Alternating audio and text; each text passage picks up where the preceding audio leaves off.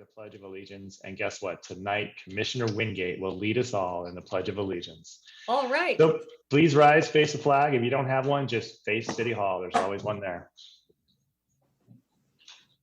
Ready? Begin. I pledge allegiance to the flag of the United States of America and to the republic for which it stands, one nation, under God, indivisible, with liberty and justice for all. Thank you, Carol. My pleasure. Can we have roll call, please, Venus? Yes, Chair Baldino. Here. Vice Chair Newman. She is present. Commissioner Keldoff. Here. Commissioner Heschler. I'm here. And Commissioner Wingate. Here for the last time. Darn it. Thank you, Venus. And now on the agenda, it's time for public communications. Are there any written communications that we have not already been provided? All right, assuming no, I'll ask if there's anyone in council chambers wishing to address the Planning Commission tonight. Just to note, council chambers is closed, so there wouldn't be anyone in there. Okay. Do we have a mechanism on Zoom for public comments? How does that work? Now we can see if anyone raises their hand, or seems like everyone is has their camera off. So let's say if there's anyone who wishes to speak, please turn on your camera and wave to the screen. And again, this is not for anything that's on the agenda. This is just the open forum for comments. That's important to note. Yeah.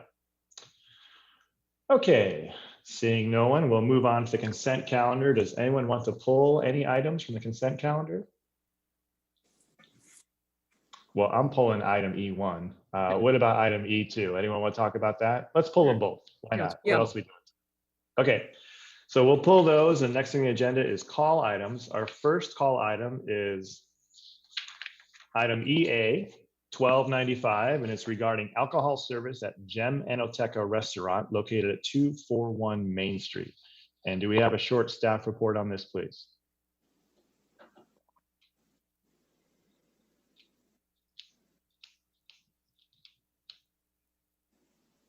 Yeah, I think Maria Baldenegro will go ahead and give a real brief report. So just to provide the commission with some highlights of it. Before she does, this is Greg Kovacevich. I believe Commissioner Newman Thank has you, something Greg. to say on this item.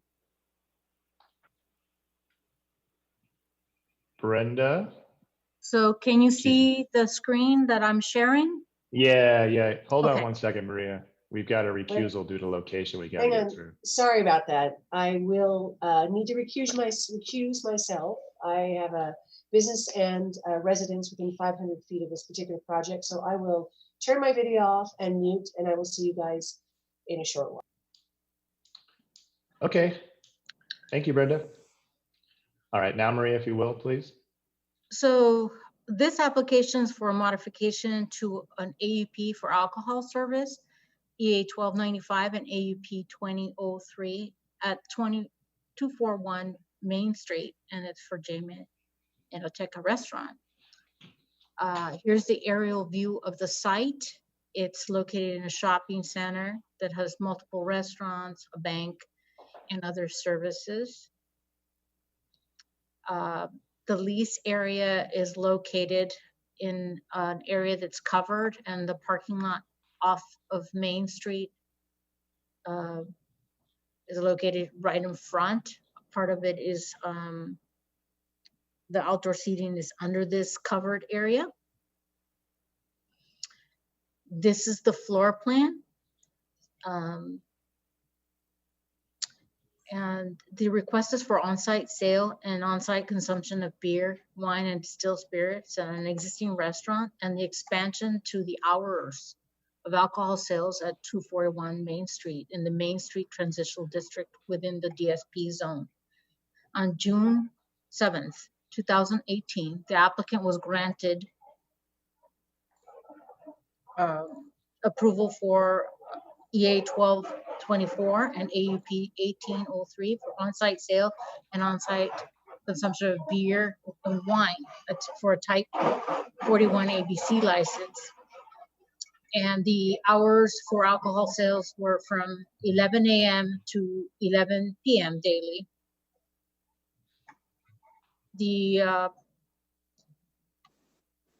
On August 15, 2018, the applicant was granted a modification to the AAP to expand the alcohol service to a new 80 square foot outdoor dining area in front of the restaurant. And then on January 9th, 2020, the applicant was granted a modification for the expansion of the alcohol service to the abutting tenant space for the restaurant, and the outdoor dining area was expanded to 120 square feet. The proposed modifications to the AUP submitted to the city on November 12, 2020 include a request to expand the hours of alcohol sales from 10 a.m. to 2 a.m. However, the DSP contains residential uses within the district and the immediate vicinity, and to ensure crime related to alcohol services kept low in the district and other negative impacts related are not imposed on the residents that reside adjacent to the restaurant, the director granted an approval for alcohol sales from 10 a.m. to 12 a.m. On-premise sale and consumption of alcohol in conjunction with, see, I don't really see this. Okay. With food at a restaurant, and the DSP requires an AUP, and the proposed expansion of alcohol service for the restaurant is a compatible use. And before an AUP may be granted, the director or the commission may find the project meets the required findings in ESMC 1522.5. Staff believes the project meets the required findings, and on January 21st, the director granted approval with conditions. The project is categorically exempt from the requirements of the California Environmental Quality Act pursuant to 14 California Code of Regulations 15301 as a Class 1 categorical exemption for existing facilities, and staff recommends that the Planning Commission receive and file the director's decision letter dated January 21st, 2021, approving EA 1295 and AUP 2003 for the expansion of on-premise sale and consumption of alcohol at an existing restaurant. And for the record, we have received 15 to 16 letters in support of the alcohol expansion for this restaurant and the hours. And that concludes my presentation. I'll be happy to answer any questions you may have. Thank you, Maria. And any questions for Maria? Maria, they have expanded. Which restaurant did they take? Did they take the Thai restaurant next door? The space is Music on Main. Okay. Yeah. Yeah. Okay. It was, I think it was underneath the cover. Okay. Yeah, where the old video store was. Okay, thank you. Video store, that's a throwback, Kara.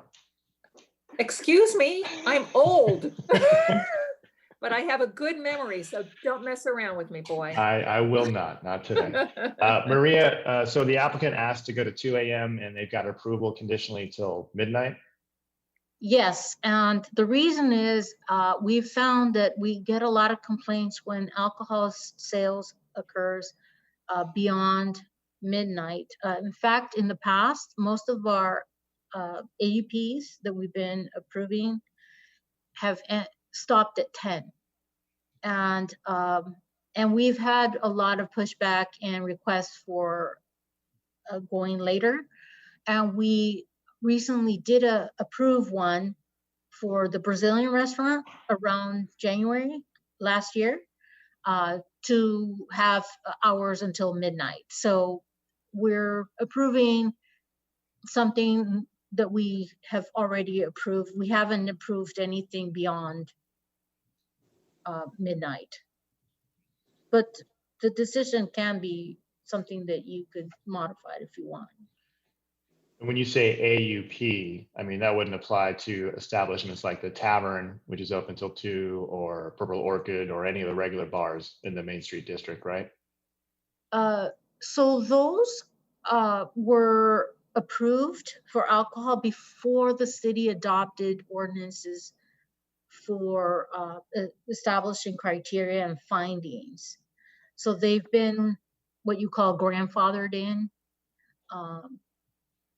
And I think even Rock and Brews had, under Anthony's Pizza, and then got transferred to Papacitos, and now Rock and Brews. They have until 2 a.m. But if you look at the hours, that is what they had at the time that we had no ordinance. Okay. All right, any other questions for staff? Other restaurants in the area, Brewport, do they have till 2 a.m. for alcohol? I actually don't know.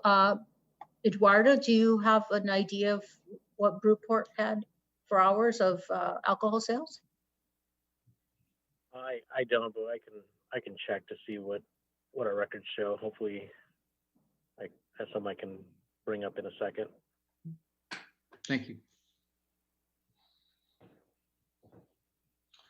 Well, All it right, seems to me there's very little residential right there. The only residential I can think of is on Richmond Street, like across from the Purple Orchid. Mm-hmm. There's an apartment building and I think one small house there. And if there's already Purple Orchid and Tavern on Main and Rock and Brews going to 2, and we have all this support from the community,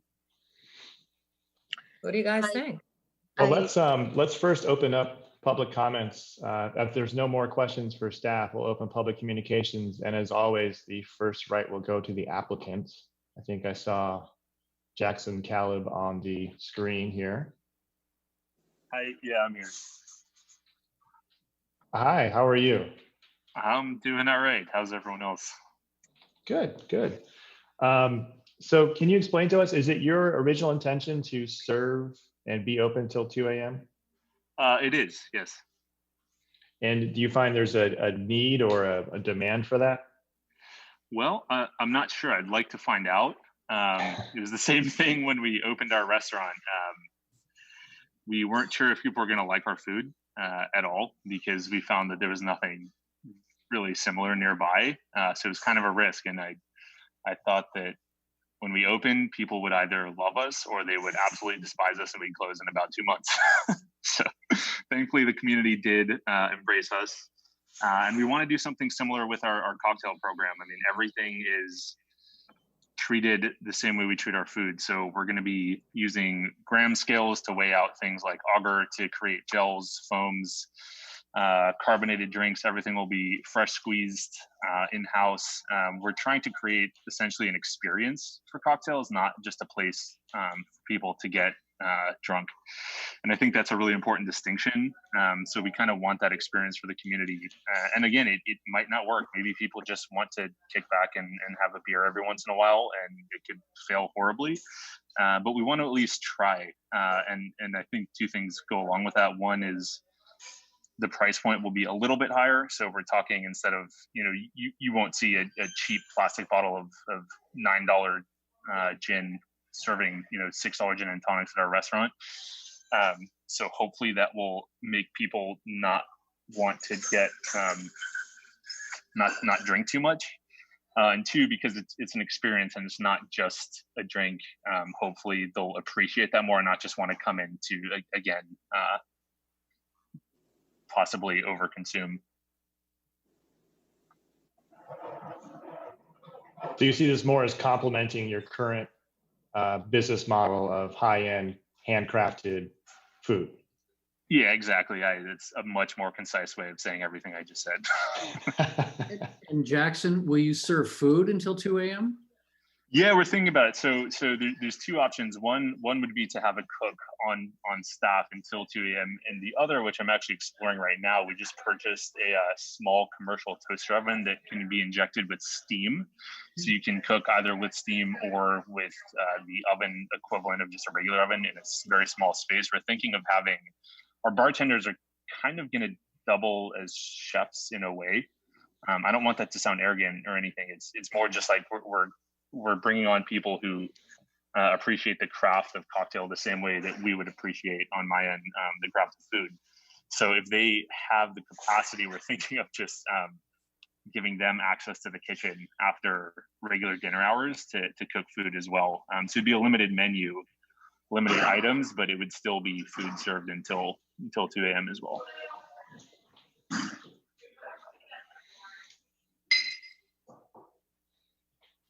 All right, any questions for the applicant?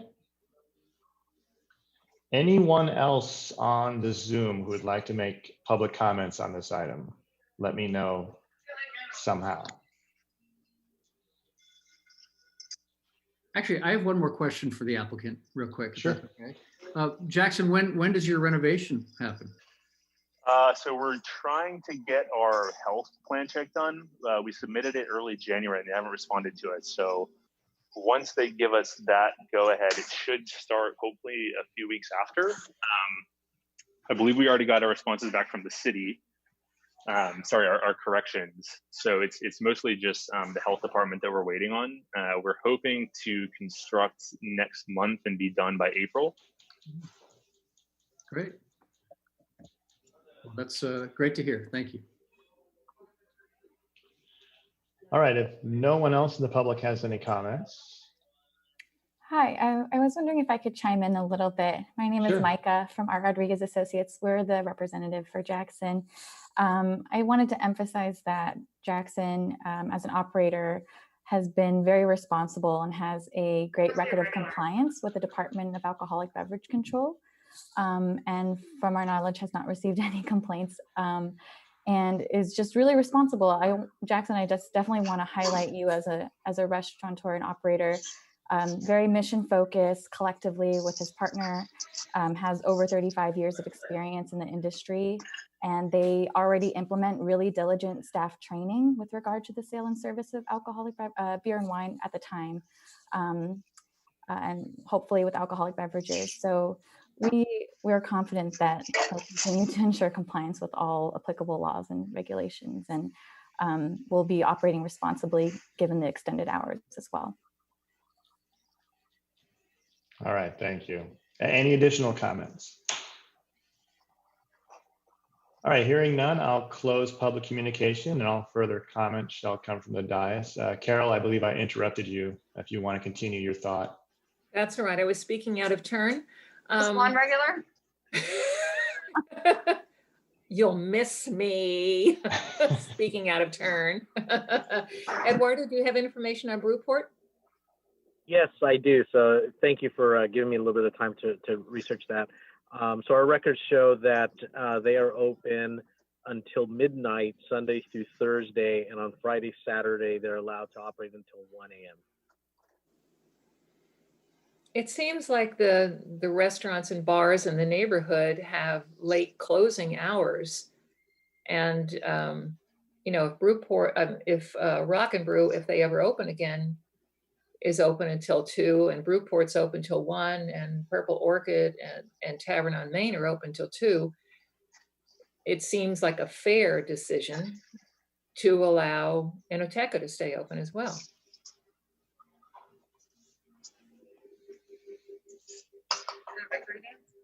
No, I don't disagree, Carol. And Jackson, I still remember in 2018 when you first came to open your restaurant, and I asked, how is it I've read 3 articles about a restaurant that hasn't opened yet?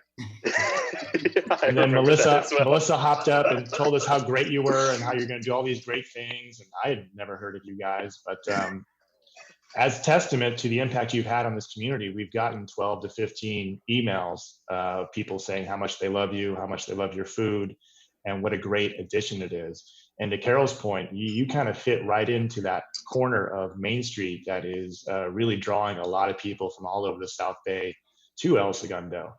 And I have been, I've had meetings in the Valley where people say, "Oh, you're from El Segundo. There's a pasta place there," and it's like they know you and your place. And the success you've had with a concept like this, it would have been very easy for you to pick up and move to Venice and expand there. But the fact that you're doubling down in our town means a lot. And I've always enjoyed your restaurant. I've enjoyed introducing people to it. And I don't think that allowing you to try some concept till 2 a.m. is really going to conflict with what we've already got going in that downtown area.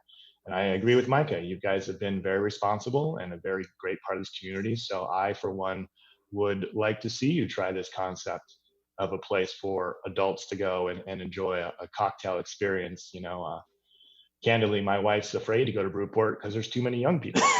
So I am all for you expanding. I hope Music on Main finds another location. I know my kids are still getting their virtual piano lessons there, and we love those guys. But it's great to see you expand. So I'm all in favor of approving this amended to allow the sale until 2 a.m.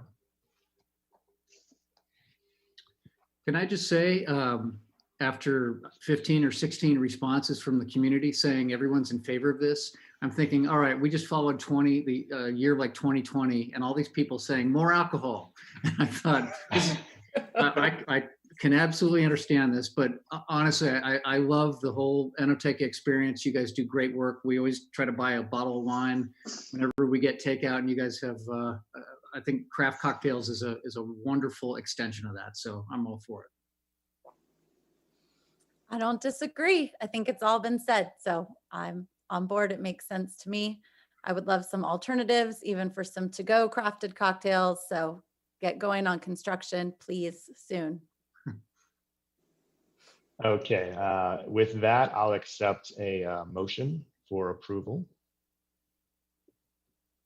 I guess we're going to have a receive and motion file. that we approve environmental assessment number EA-1295 and administrative use permit number AUP 20-03 for a type 47 ABC license until 2 a.m. at Jamie Enoteca. All right, we have a motion. Do we have a second? I'll I second. will second. Okay, thank you. And now we'll do a roll call vote, please. Yes. Chair Baldino, Aye. Vice Chair Newman. Oh, she's Sorry, he is recused. being recused, sorry. Commissioner Keldorf, Aye. Commissioner Wingate, Aye. and Commissioner Heschler. Aye. Great, we're approved. Thank you, Jackson, and best of luck to you in your new concept.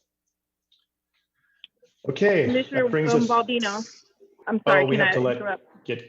we have to get Commissioner Carol back in. Okay. Yes, and then if we're pulling the other items, the applicant, they could cut their camera on at that time so that the public could see as well. There's Brenda. Welcome back. Okay, now let's have our next item on the consent calendar that we pulled is item EA 1296, an application for beer and wine sales at Unicole 76 gas station, which is at 770 North Pacific Coast Highway, corner of Pacific Coast Highway and Maple.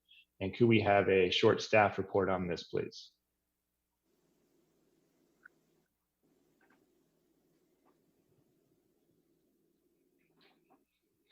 Eduardo, do you have a staff report? Yeah, Chair Baldino. Yeah, we're gonna go ahead and hand that over again to Maria. She was the project manager on this. Okay. I think she has a short presentation ready. Great. I'm waiting to have approval to have the video. Do I need the video to share? No? The share screen. Ah, okay. Now it says okay. All right.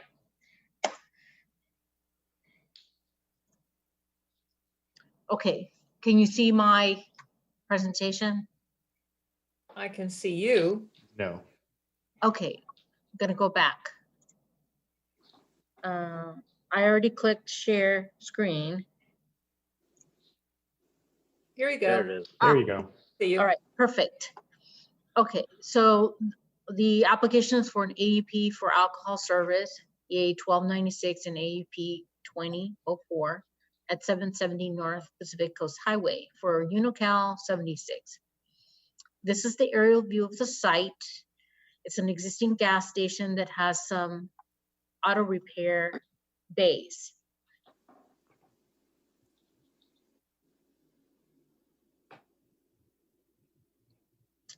Here's the floor plan. So the portion that's auto repair base is going to be converted into a small market. And they're requesting to have alcohol, beer, and wine within the shop. So an AEP request for on-site sale, beer and wine for off-site consumption, a type 20 ABC license at an existing gas station, which will contain a new 1,150, oh, sorry, I wrote that wrong. It's under 2,000 square feet market and alcohol sales from 6 a.m. to 2 a.m. daily. And the site is located in the corporate office zone. The applicant is currently in plan check for the conversion of the automotive repair building into convenience store. New storefront windows and finishes will be made to the exterior building. The refrigeration coolers containing alcohol will lock automatically from 2 a.m. to 6 a.m. This is what it looks like now. The auto bays are still auto mechanic. Here's the layout. The alcohol is going to be kept in the areas dashed in red. On-premise sale and off-site consumption of alcohol at a retail establishment in the corporate office zone requires an AUP. The proposed alcohol service for market at an existing gas station is a compatible use for the area. Before an AUP may be granted, the director of the commission must find the project meets the required findings in ESMC 1522-5. Staff believes the project meets the required findings, and on January 21st, 2021, the director granted approval with conditions. The project is categorically exempt from the requirements of the California Environmental Quality Act pursuant to 14 California Code of Regulations 15301 as a class 1 for existing facilities.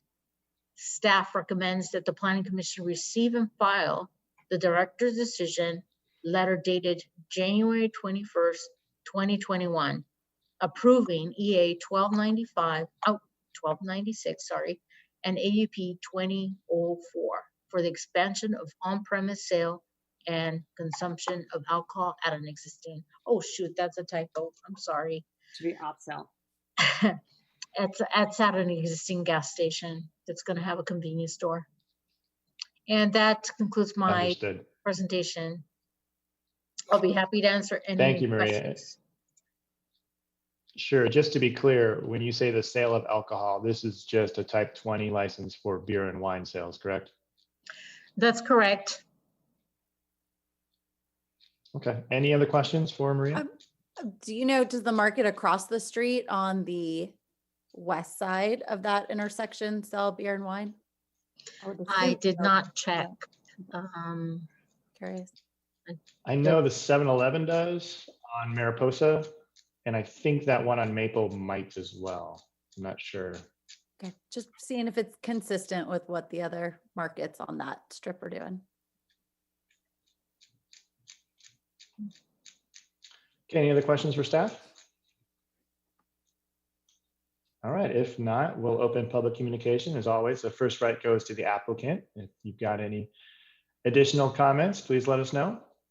Yes, hi, my name is Sherry Olson. I'm on here tonight on behalf of the applicant. And I just wanted to thank you for your time tonight, and thank you to staff for working with us and coming up with conditions of approval. And we do concur with those conditions of approval. I also wanted to let everybody know this is incidental. We're asking for a beer and wine for off-site consumption with limited sales on alcohol from 6 to 2 within a 24-hour market. We're excited about expanding to our service stores to the left of the market where it is right now, and adding a variety of items, which will have a coffee bar, which will have a lot of nice fruits, vegetables, and a lot of expanded items for people to go in and get sandwiches and a lot of, deli items as well. So we're excited about doing that. He's been a good operator. He's been in the community for quite some time. He keeps a very clean, professional site, and we're here to answer any questions you might have for us. Thank you. Any questions for the applicant? Quick question. I do. Quick question. Hi, Sherry. How are you? Hi. Hi. Has there been any concern or worry about traffic or the entrance? I mean, if I'm not mistaken, the Chick-fil-A is right behind the property, yes? Or it's a little bit south of the property, but right behind the property. Has there been any issues with that? Entering the property to get in and out, the ease of your clients coming and going? There has not been any concern. I have not had any feedback or any negative concerns about that from the applicant himself, from AIR. But I can tell you that he does keep a tight ship going there and making sure that the clients that we have are usually in and out. So we haven't been interfering with anything, and it's not going to interfere with it. The incidental use to what we're doing is not going to interfere to the traffic on the side streets, because the gas station has been in use for quite some time.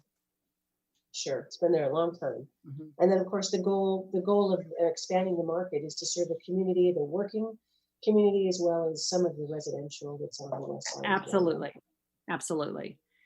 We have a lot of security measures in place with the lockable cooler doors.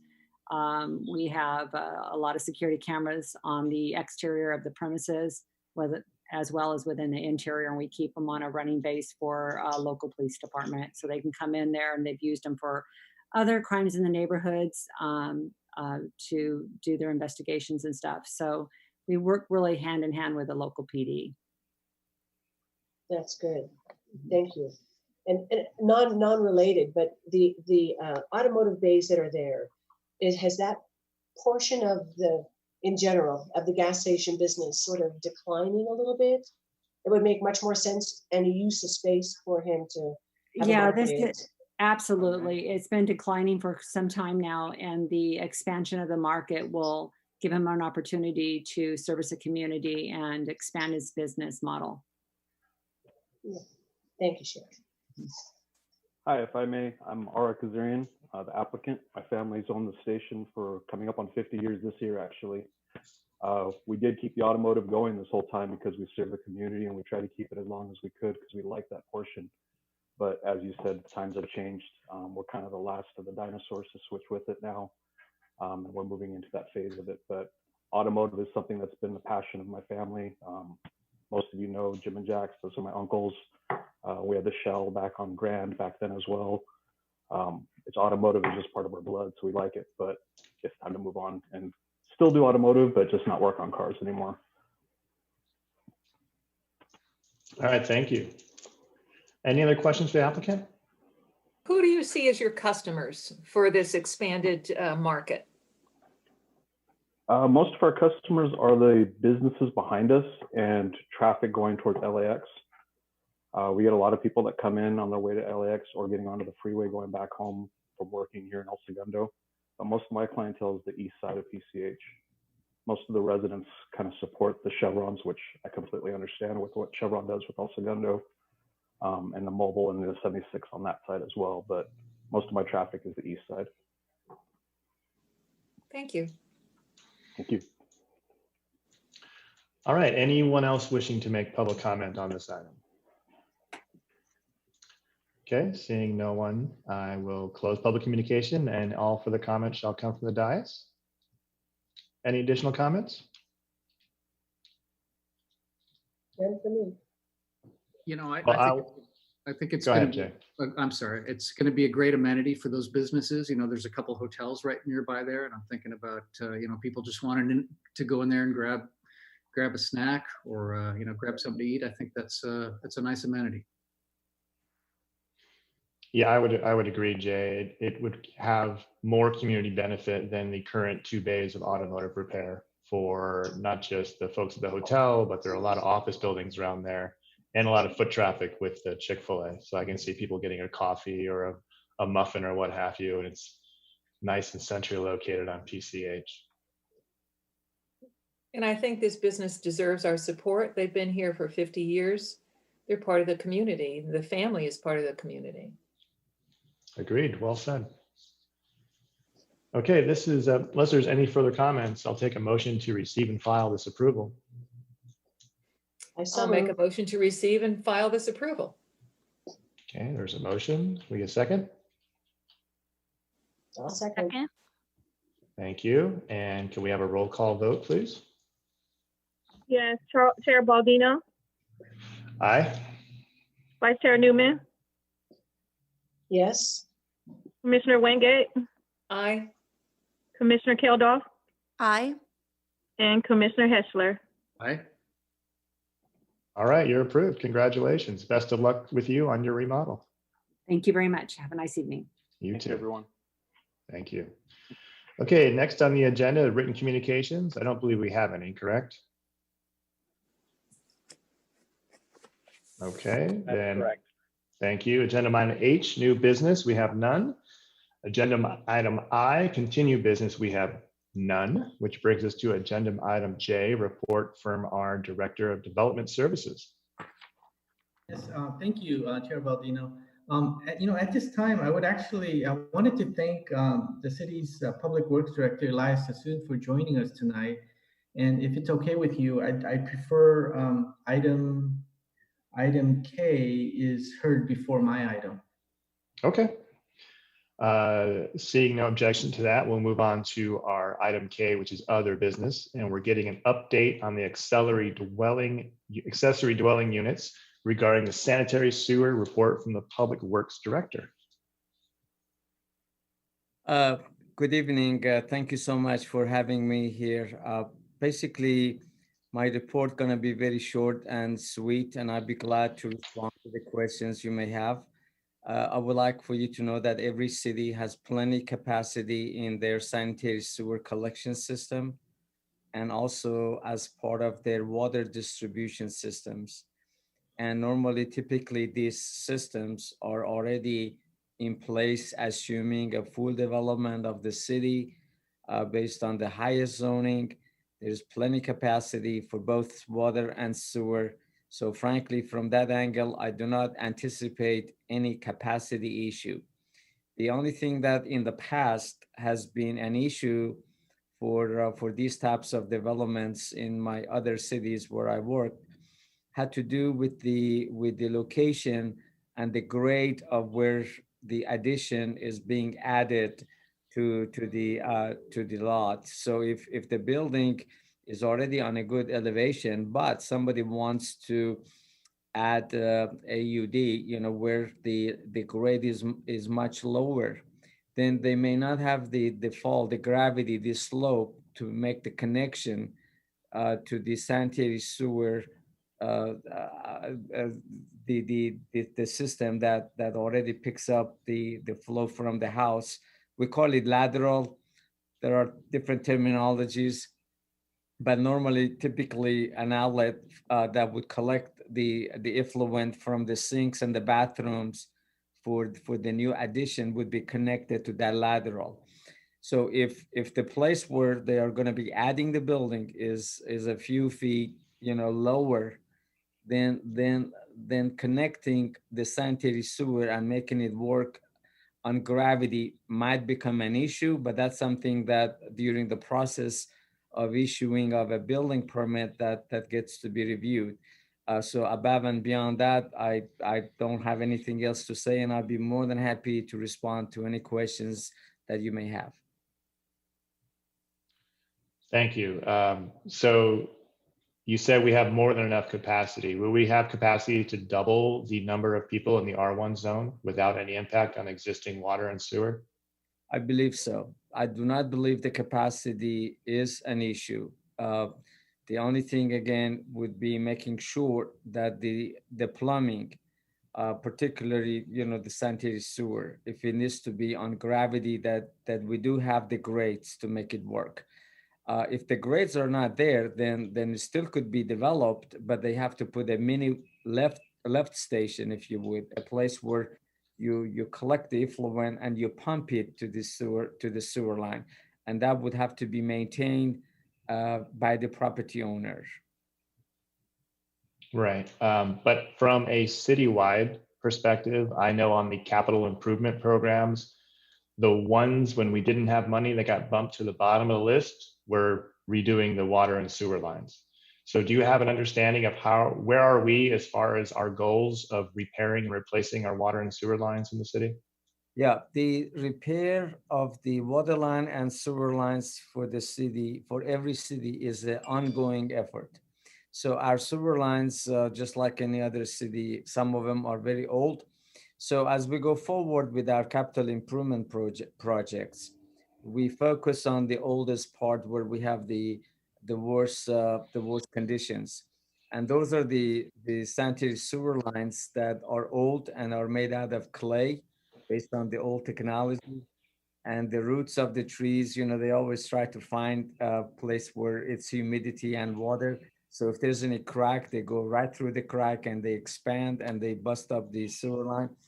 So, and they create not only the problem of getting the effluent to flow, but also the other problem that creates is infiltration inflow. That means during the rainfall events, the water that normally would go into the storm sewer and ends up in a creek or a lake, they may end up in a sanitary sewer line, and they may end up at the plant, and the plant would have to treat that as effluent. So that adds a burden, if you would. And every city does have a little bit of that. It's called infiltration inflow. So every year the cities focus on their worst places where they have the worst experience with respect to sanitary sewer lines, and they repair them. The same thing with water distribution systems, places where the water lines, we experience a lot of breaks and leaks that are targeted for replacement. And we do that often. This is ongoing, and we'll continue to do that for many years, just like any other city. Okay, thank you. Sure. Any questions for Mr. Sassoon? No? All right, well, thank you so much for joining us. My pleasure. And Thank you. now we're going to go back in the agenda to item K, so Sam can say nice things about you. Oh, no, thanks again, Elias. He and I are, I guess, neighbors. Our offices are next to each other, so we're the closest among all the directors. So I want to thank Mr. Sassoon again for joining us. Sam is a wonderful colleague, and it's really a pleasure to work with him. We're glad to have you with us. Thank you. Anything else, Sam, as part of your report? Yeah, actually, I wanted to provide a report. There's been a lot of discussions, a lot of activity at the state level, Southern California level, and the city level about housing.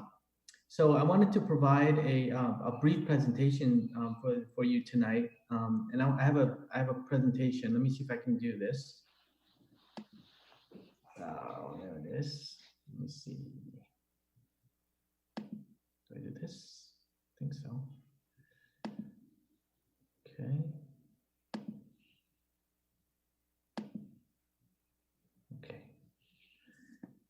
Okay, let me see here.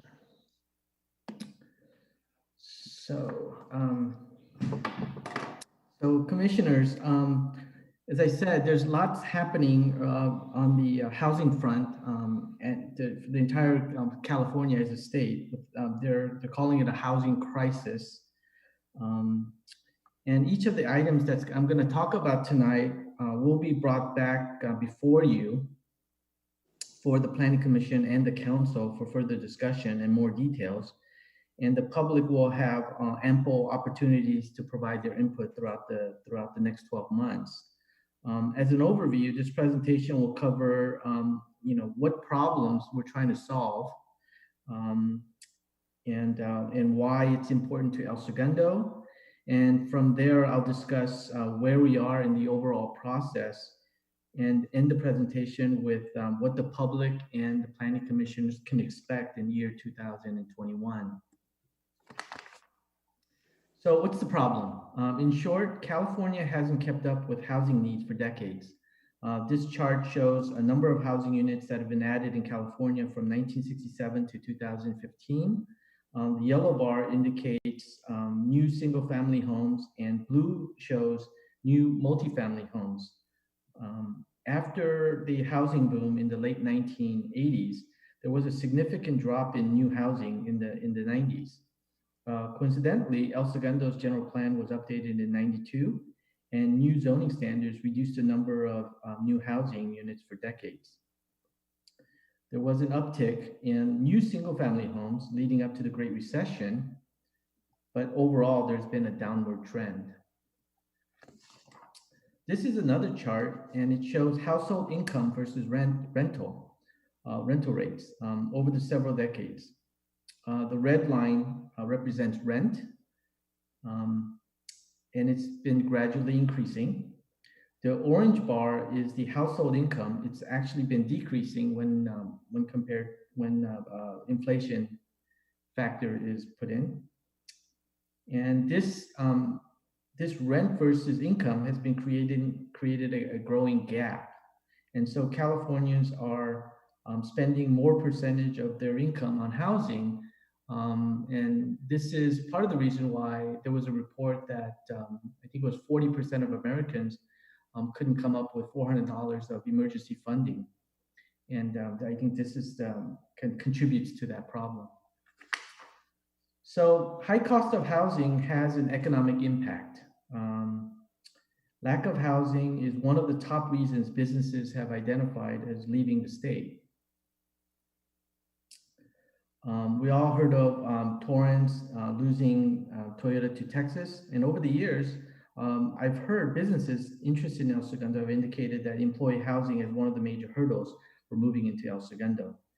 And as an economic engine of South Bay, El Segundo may benefit from additional housing, not only in El Segundo, but in the region. So, do we have a plan? What's the plan? And how does it impact El Segundo? The plan comes from the state as a mandate. Their goal is to add 3.5 million housing units. State works through the Southern California Association of Governments, known as SCAG, who pushes down housing goals to the counties and cities. This allocation is known as RHNA, Regional Housing Needs Assessment. Cities are mandated to develop a housing plan, housing element, and it must be certified by the state. So for the next housing cycle, SCAG, which represents 6 counties and 191 cities in Southern California, is mandated by the state to add 1.3 million housing units in the next decade. So what does this mean for South Bay, and more importantly for El Segundo? El Segundo's new state mandate is to add 491 housing units in the next 10 years. That's over 600% increase from 69, which was our number in the last housing cycle. A significant number increase, but not nearly as much as other cities. You can see Hermosa Beach, Manhattan Beach. These cities have a much higher number than we do. So how do we achieve this lofty goal? There's no silver bullet. There's no one answer. There needs to be a multifaceted approach, we believe. So for guidance, we looked at the city's strategic plan. The plan says, go look for revenue sources, such as grant opportunities. It says, identify areas in the city that's appropriate for housing, including senior housing. It also says, reimagine downtown, develop a vision and improve downtown and support businesses. It says, conduct a study of repurposing of City Hall. And finally, it says, promote community engagement and update the housing element as required by state mandate. So with the strategic plan in hand, staff developed a strategy. We went out and obtained 2 grants totaling $225,000. With this funding, staff hired a consultant to gather the city's housing inventory, study zoning standards, essentially look for opportunities for more housing. We went out for requests for qualifications to find an affordable housing service provider partner to best use the $5.3 million from the D.R. Horton project. We went out for requests for proposal to find a consultant to rewrite the downtown specific plan, which is now 20 years old, and it needs some fine tuning. And we went out for request for qualification to find a partner for the Civic Center redevelopment project. Staff is anticipating a huge public outreach effort in the next 6 to 12 months and to comply with the state housing element mandate. So where are we? Where are we in the process? RFQ for the affordable housing service provider was released in September 3rd. RFP for the downtown specific plan went out on October 14th. The RFQ for the Civic Center redevelopment was released on October 18th.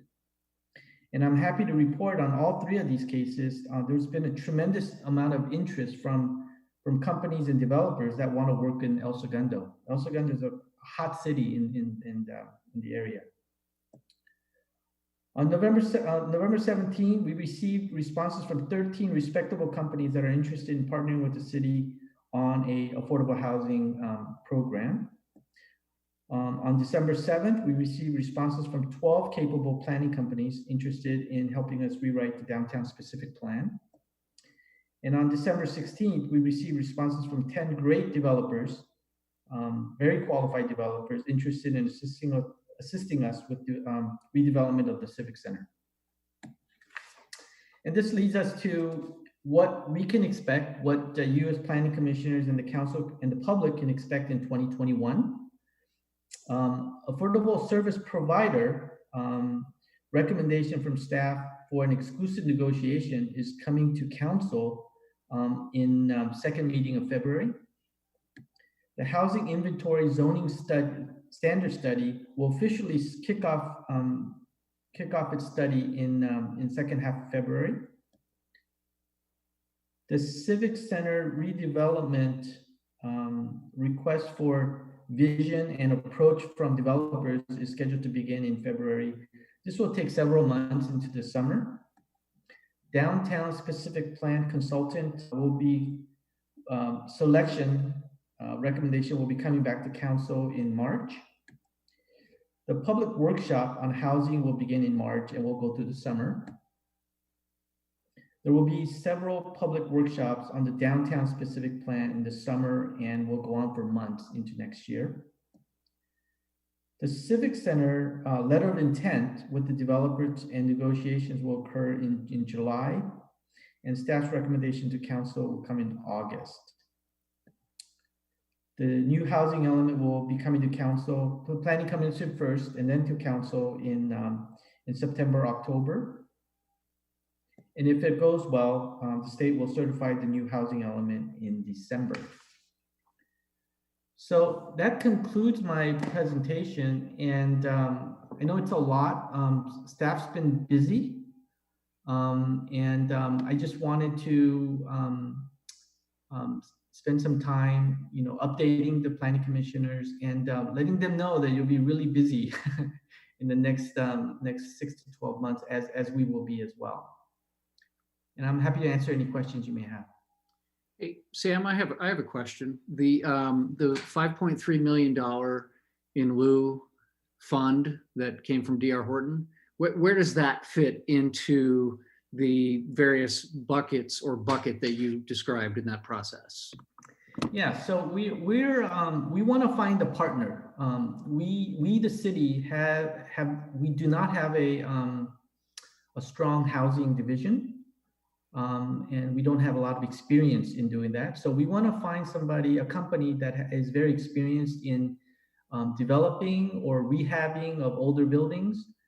We want to find a partner that is very comfortable in managing it for us. and also a company that some of the developers that we spoke to, some of the service providers that we spoke to said that they could take that $5.3 million, and many of them said that they think they can get 10 times that number from various different grants and information. So we want to multiply our seed money, but all of that money is designated for affordable housing efforts. So in your timeline, I think in February you had affordable housing service provider. Is that where those two things line up? That service provider helps either invest those funds or manage those funds, or are those two things tied together? Yeah. So giving you a little bit of history is I forget what dates they were, but we went out for RFQ. We got a lot of responses. We scored them. We went through the interview process. And we're ready to come back to council and our recommendation of which company we're going to go with. If the council gives us the go, we will begin exclusive negotiation with that company, and the discussion will begin. And then probably in the summertime, we can really start talking about what kind of project makes sense, and they'll come to us with what the plan would be. A strategic plan on affordable housing. Okay, thank you. So the idea, Sam, is that whoever selected from that RFQ basically is given the 5.3 as seed money to then see what they can do with it. And that will go to one group then. It's not going to be split up between different providers. Yeah, we believe that some of those other companies that are interested in El Segundo may come back to us, but it will be this company that would represent us to be our city partner. A question kind of related, but not really, I mean, loosely, I guess, is what is going on? Do we have any update on Pacific Commons?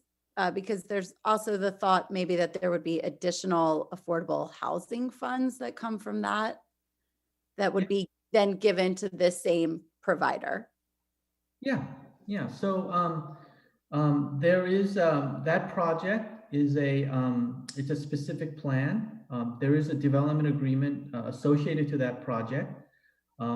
We're anticipating that they would be required to either provide affordable housing as part of their project, or they may have an option to pay into an in-lieu program, very much like D.R. Horton did. The project scale is much bigger than D.R. Horton, so there could be a substantial amount of money that comes out of that. Sorry, I don't think I answered your question in that where is it in the process. The CEQA analysis being completed right now. That item will probably be coming to the Planning Commission in probably, I would say July, August, later this summer. Okay, thank you. Sam, quick question on the Civic Center and that development. Are you doing public workshop for that as well? I'm sorry, I didn't hear one part of what you said. I'm sorry. Is that better? Yes. Okay, the development of the Civic Center, are you doing a public workshop for that as well? Yes. In fact, we went out for an RFQ on that one. So, there is no RFP, there's no project. We don't know what that project could look like. We went out seeking opinions. Well, not even opinions at this time. We went out for companies that may be interested in partnering us on this project, and we asked for their qualifications, their finances, their experiences in doing something, project of this nature. And we were delighted in the responses. And then what's going to happen? Can you give us a little bit of an update about what the thought or the theory or the proposed vision is? So when am I having problems? Yeah, it's me. I just.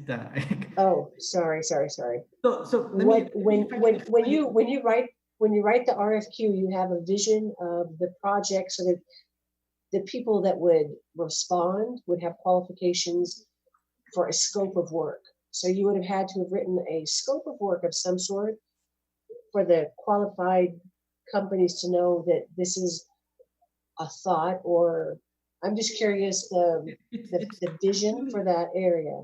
Yeah, there's really no scope at this time. So what's going to happen is that in the next several months, there will be talking about, it's like, again, right now, we just looked at their experiences in doing these types of projects and what their financials are. We want to make sure that it's a financially strong company. And then, so next, honestly, next 4 or 5 months is going to be talking about some of the companies will continue, and we will ask them to talk about vision and what they think we can do. They'll give us some ideas of what could potentially work. At that point, I would say the better companies would seek input from the public to see what the community would want, and that would be part of the discussion, I would say. And I probably shouldn't say any more than that, but that's so. To answer your question, there is no scope of work right now. We don't have a project. It was just an opportunity to get interest from the qualified companies. And I'll say that. Sure. Thank you. Anything else? No, thank you, Sam. It's nice to get a look forward and see what's coming ahead early in the year. I have one other question just for clarification. So Sam, on the chart that showed El Segundo versus other cities and what our RENA requirements are, yes. That 491 number is over a 10-year period. Is that correct? It's a 10-year period. Okay. I just want to clarify that. Yes. So it's I can't recall, like last cycle it was 69, and I think we hit I want to say like 170. Mm-hmm. And some of the ADUs were included in that. So, that number doesn't scare me so much. The problem is none of the 170 was counted for affordable housing. Right. Yep.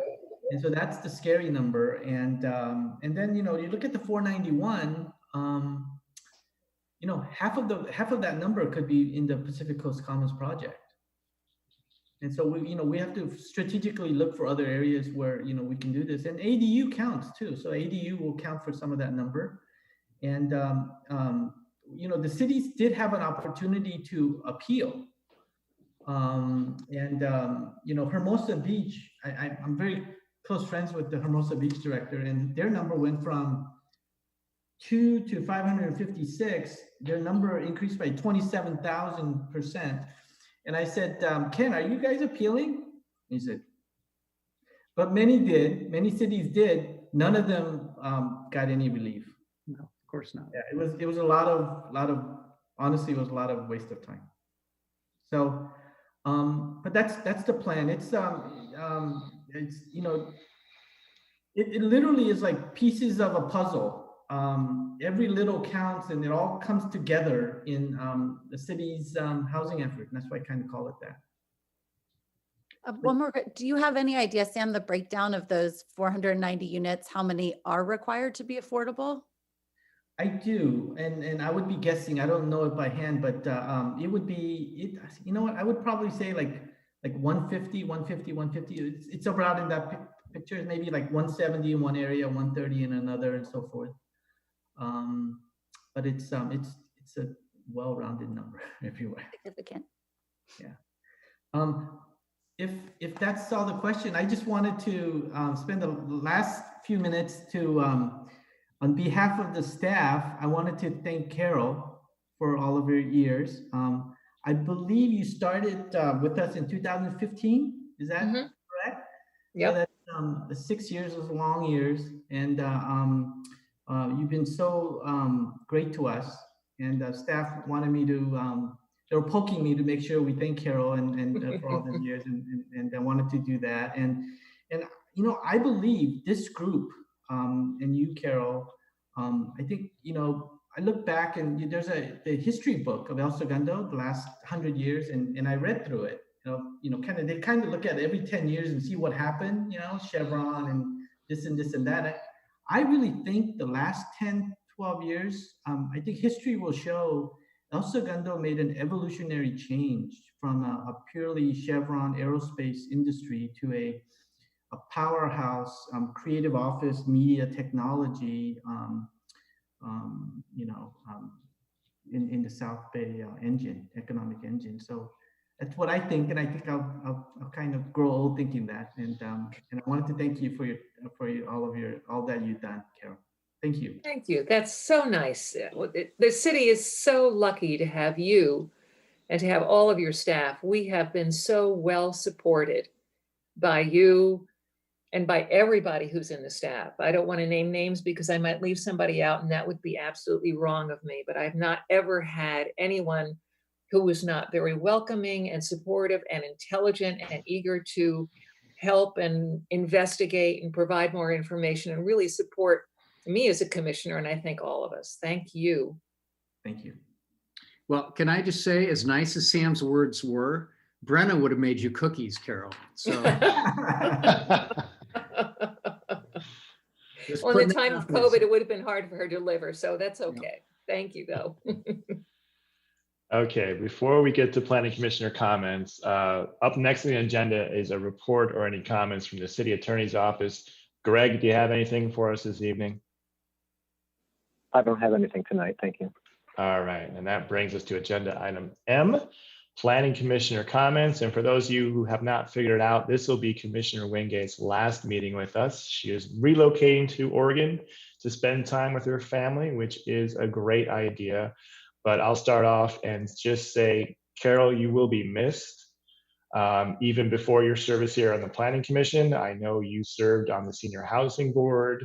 You were always an advocate for the Children's Hospital.